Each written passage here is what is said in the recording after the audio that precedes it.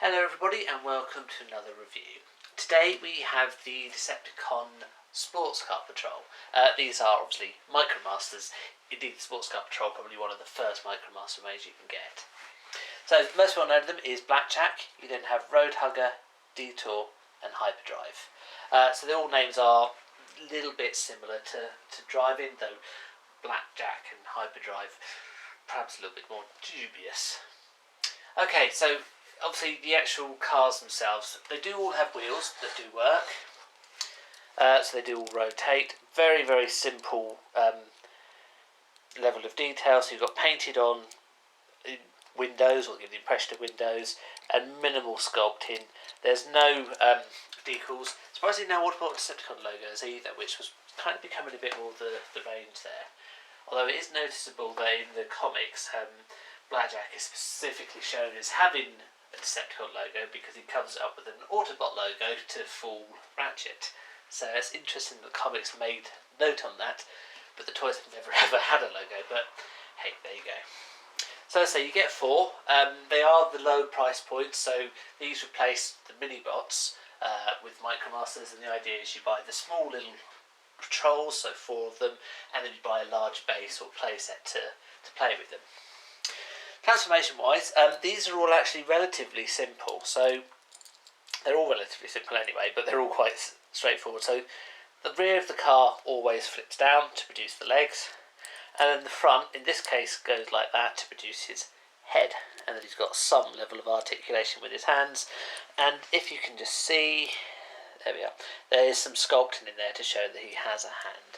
And obviously the head has got a certain level of sculpting as well. He's actually, interestingly, got the same level of movement as Power Master Prime has, and it's a fraction of the size. So same here, so legs flip down. Now this one, the top flips up this way. You've got little hands there.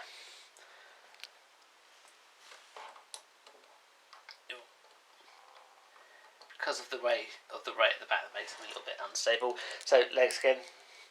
And this one flips forward, so it is near identical to the other guy, to Blackjack. Obviously just the mould is slightly different, and as you'd expect, this guy is nearly the same identical transformation as that.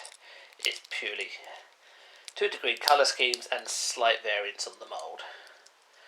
And there we are, that is the Decepticon in Sports Car Patrol. Just do a bit of a zoom in there. So as you can see, the moulds are, there's a little bit of variance on them. Robot mode, there's a little bit more detail as well. And yeah, they kind of look alright, don't they? Obviously, again, bear in mind these are the cheap end, and the theory in Transformer lore about Micromasters being they size down, conserve energy, is actually true in real life as well, as part of an effort to conserve plastics following the price hikes of the late 80s. But there is still a fair level of detail on there, and as I say, you get four in a pack, so okay, you're not getting the same size of Transformers, but you are getting four characters. So there's, if you play with Jazz, for example, and he's killed, you've got one character. There you've got four, so it can take a little bit more play time. Size-wise, comparing them to a mini-bot, they are roughly half the size of the mini-bot of slightly earlier era. But again, you would expect that. I'm not going to compare them with all the others because they are Micromasters. They are considerably smaller. So yeah, these guys are pretty good. As I say, they're one of the first, if not the first, to be released. So you would expect a certain degree of detail on them. And we'll come and review some other Micromasters as well over time. They do start to reuse some of the moulds, and some of the transformation becomes a little bit more iffy, but to begin with, it's quite a promising range. Thank you very much for watching. Please leave any comments below, and I'll see you in the next review. Thank you. Goodbye.